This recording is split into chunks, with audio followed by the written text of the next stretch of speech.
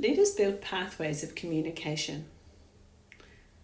Communication is the most dysfunctional part of leadership.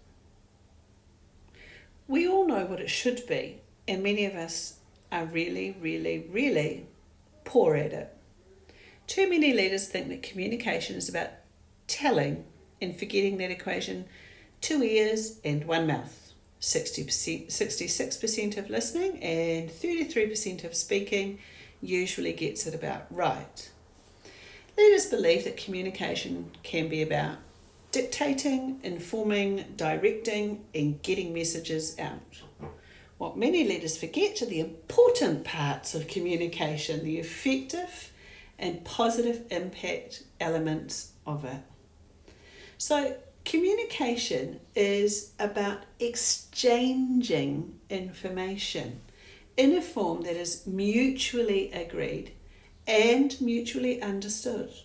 It may include listening and speaking, sign language, writing, the use of a communication board, emails, web alerts, apps, entry whiteboards into a building, newsletters, 5-minute stand-up meetings in the morning, or any other format in which 2 or more people interact and share information, two-way. Bath tells us about that, 2003. And then we need to consider how you communicate and the impact of that.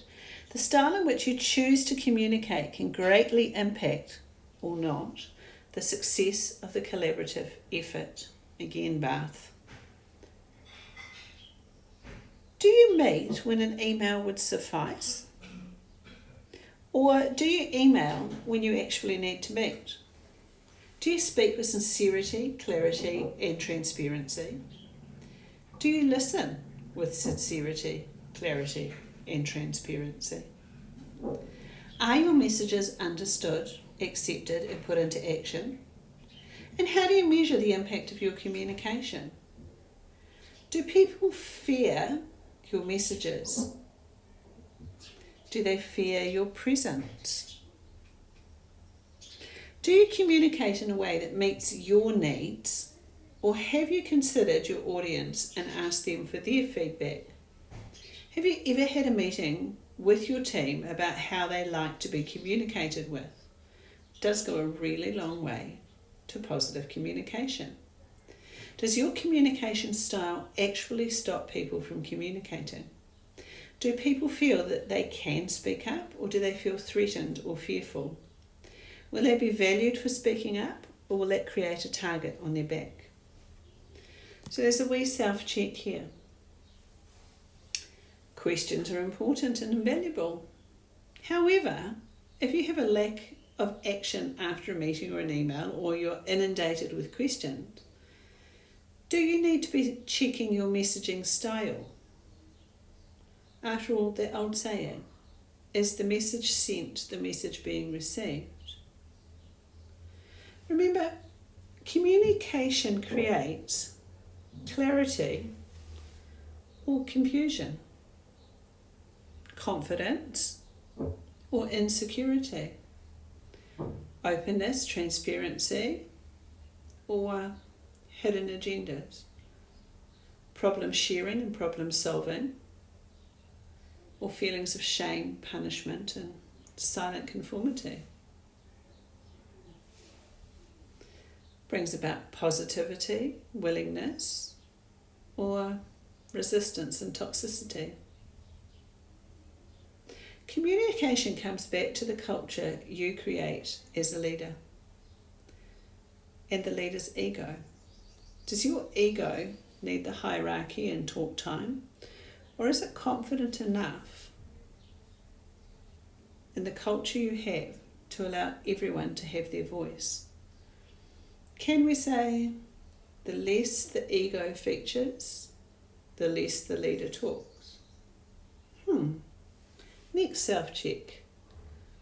Silence does not mean consensus or agreement. Silence can mean tacit approval. It can also mask a lack of understanding or a hidden defiance and disagreement. Next self-check. Are you talking to people? Are you talking with people?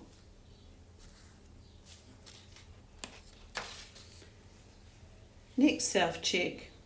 Who are you listening to? And who are you missing?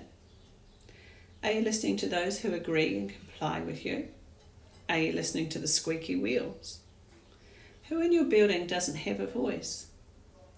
Who are those who aren't heard, or those who don't speak? And why don't they? Some things to ponder. The more that people know about what is going on